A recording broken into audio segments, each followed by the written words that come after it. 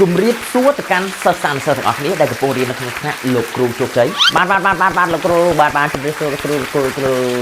អញ្ចឹងដូចសិស្សសាស្ត្រទាំងអស់គ្នាបានដឹងអញ្ចឹងថាឥឡូវនេះគឺយើងមានជាមួយនឹង collaboration ជាមួយនឹង skin ថ្មីគឺជាមួយនឹង skin Attack on Titan ជាមួយនឹង Game on Earth King របស់យើងអញ្ចឹងក្នុងនាមលោកគ្រូគឺជាលោកគ្រូជោគជ័យលោកគ្រូនឹងធ្វើការបង្ហាញផ្លូវទៅកាន់សិស្សសាស្ត្រទាំងអស់គ្នាដែលមានជាមួយនឹងទឹកដៃទៅជុះលេខដូចព្រោះមិនអាចប្រែឲ្យកែប្រែទៅជាទឹកដៃមហាសែនអស្ចារ្យមហាលោតផ្លោះគឺគ្មានអាណាប្រៀបទៅដូចវ៉ាវអូ my god Hero Allen មុនអញ្ចឹងសម្រាប់ការវាយទៅលើ passive នៅក្នុងមួយ stage នឹងធ្វើការដកជាមួយ defense របស់ enemy មិនថា physics ក្តីមិនថាជាមួយនឹង magic ក្តីហើយនៅពេលដែល full ជាមួយ16 stage គឺវានឹងធ្វើការដកជាមួយនឹង defense របស់ enemy រហូតដល់ 40% ក៏ដូចជាទទួលបានជាមួយ damage reduction គឺរហូតដល់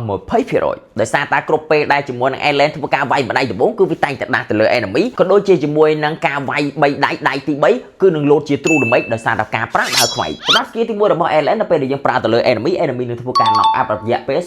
0.75 វិនាទីហើយនៅពេលដែលយើងធ្វើការ full រហូតដល់ 3 stage គឺជាមួយនឹង Allen នឹងទទួលបានជាមួយនឹង crowd control immune មានន័យថា enemy គឺមិនអាចដាក់ stun មកលើយើងបាននោះទេសម្រាប់ skill ទី2របស់ Allen នៅពេលដែលយើងដាស់គឺវាដាស់បានតែខ្លីៗទេក៏ប៉ុន្តែនៅពេលដែលយើងដាស់ត្រូវទៅលើ enemy នឹងធ្វើការ slow រហូតដល់ 30% 1.5 វិនាទីក៏ដូចជាធ្វើការ increase ជាមួយនឹង attack speed របស់យើងគឺរហូតដល់ 80% រយៈ3ដៃបូក movement speed រហូតដល់ 20% ទៅកាន់ Hero Allen ប៉ុន្តែកុំភ័យ skill ទី2គឺមានរហូតដល់2 stack ឯណោះហើយសម្រាប់ ultimate របស់ Allen ចង់ប្រើទៅលើគ្នាឯងក៏បានយើងប្រើទៅលើ enemy ក៏បាននៅពេលដែលជាមួយនឹង Allen ធ្វើការប្រើជាមួយនឹង ultimate គឺវានឹងធ្វើការហោះទៅលើមេឃរយៈពេល 1.5 វិនាទីធ្លាក់មកលើដីវិញគឺវាត្រូវជាមួយនឹង enemy ឡើងជាមួយនឹងឈាមស enemy កាន់តែច្រើនទទួលបានជាមួយ stack កាន់តែច្រើនមានន័យថានៅពេលដែលយើងធ្លាក់ត្រូវ enemy 3យើងគ្រាន់តែធ្លាក់មកក្បាច់គឺពេញជាមួយ stack 3ហ្នឹងគឺយើងអាចប្រើជាមួយ skill ទី1បានតែម្ដងអញ្ចឹងសម្រាប់ Hero Allen កូនយល់ណាអត់វ៉ាវទទួលបានលោកគ្រូទទួលបាន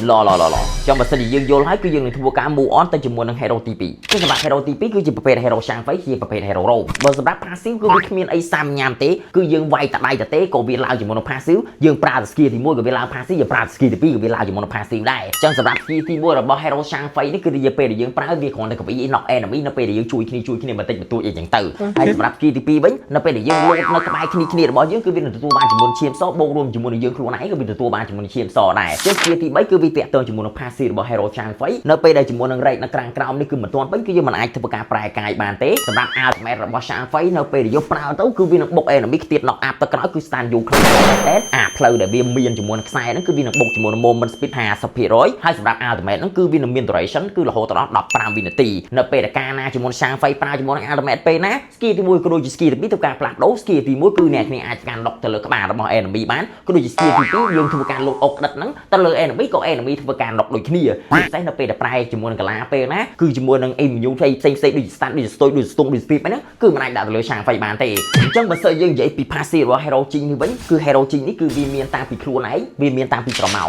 នៅពេលដែលយើងយកជាមួយនឹងខ្លួនរបស់ ching ទៅវាយទៅលើ enemy ក៏ដូចជាស្រមោលវាយទៅលើ enemy គឺវានឹងបែកជាមួយនឹង passive ហើយសម្រាប់ passive នេះគឺនឹងធ្វើឲ្យជាមួយនឹង ching គឺឡើងជាមួយនឹងឈាមបូកផ្សំជាមួយនឹង enemy គឺនឹងធ្វើការ C damage ជាលក្ខណៈ loss HP ហើយចំណុចពិសេសរបស់ ching នៅពេលដែលធ្វើការបែកជាមួយនឹង passive គឺវានឹងធ្វើការ cool down មិនថា skill ទី1ក៏ដូចជាជាមួយនឹង skill ទី2គឺវានឹងធ្វើការ reset មក0មួយតែម្ដងគឺយើងអាចធ្វើការប្រើបានម្ដងទៀតចឹងសម្រាប់ skill ទី1របស់ ching គឺងាយស្រួលទេនៅពេលដែលយើងដាស់ទៅមុខទៅដល់ពេលដែលត្រូវជាមួយនឹង enemy នឹងធ្វើការ slow 15% 1.5 នាទីជាពិសេសនៅពេលដែលយើងធ្វើការប្រើជាមួយនឹង skill ទី1អាម្ដាយដំបូងរបស់យើងគឺវានឹងធ្វើការ enhance ឲ្យវាឈឺជាងមុនងាយ skill ទី2គឺវាធ្វើការកវីខ្លួនតែបន្តិចតែប៉ុណ្ណោះវានឹងធ្វើការបំបែកជាមួយនឹងសម្ោលដូចគ្នាប៉ុន្តែចំណុចល្អរបស់ skill ទី2ហ្នឹងនៅពេលដែលយើងប្រើនៅក្បែរ enemy គឺវាងាយស្រួលខ្លាំងមែនទែនដរាបណាដែលយើងមិនទាន់បែកសម្ោលគឺយើងកវីទៅវានឹងបែកជាមួយនឹង passive ផ្ទាល់ហើយវានឹង reset ជាមួយនឹង skill ទី1ក៏ដូចជា skill ទី2មកវិញអញ្ចឹងជាមួយនឹង ultimate ពេលដែលយើងធ្វើការលោតទៅគឺវានឹងធ្វើការបើកនៅជាមួយនឹងទូកញ្ចក់មួយដែលយើងអាចធ្វើការបំលាស់ទីបំលាស់តាំងបានទៅវិញទៅមកត្រឡប់ត្រឡឹងពេញហ្នឹងព្រោះថាយើងជាប់ជាមួយនឹងខ្សែចិនដោយធ្វើឲ្យជាមួយនឹង enemy ខ្លាយទៅជា enemy ត្រឡប់ត្រឡយហើយនៅពេលដែលយើងធ្វើការកវីអ្នកខ្លះគេ combo ជាមួយនឹង basic អ្នកខ្លះទៀតក៏គេ combo ជាមួយនឹង skill ទី2នៅពេលដែលប៉ះជាមួយនឹង enemy គឺវានឹងស៊ីឈាមទាំងកធនអាទីនេះគឺលោកគ្រូក៏មិនសូវដឹងដែរព្រោះថាលោកគ្រូមិនសូវច្បាស់ព្រោះថាលោកគ្រូការនៅរៀនគឺលោកគ្រូស្ទើរជាមួយនឹងកណិតអញ្ចឹងសម្រាប់ជីងគឺវាមិនមែនមានតែប៉ុណ្្នឹងទេព្រោះថាដោយតែនិយាយអញ្ចឹងគឺជាមួយនឹង hero ជីងគឺជាប្រភេទ hero មួយដែលស្រួលលេងជាងគេគឺតម្រូវឲ្យជាមួយនឹងបងប្អូនគឺចេះជាមួយនឹង turn នេះមានជាមួយនឹងការវាស់មុំ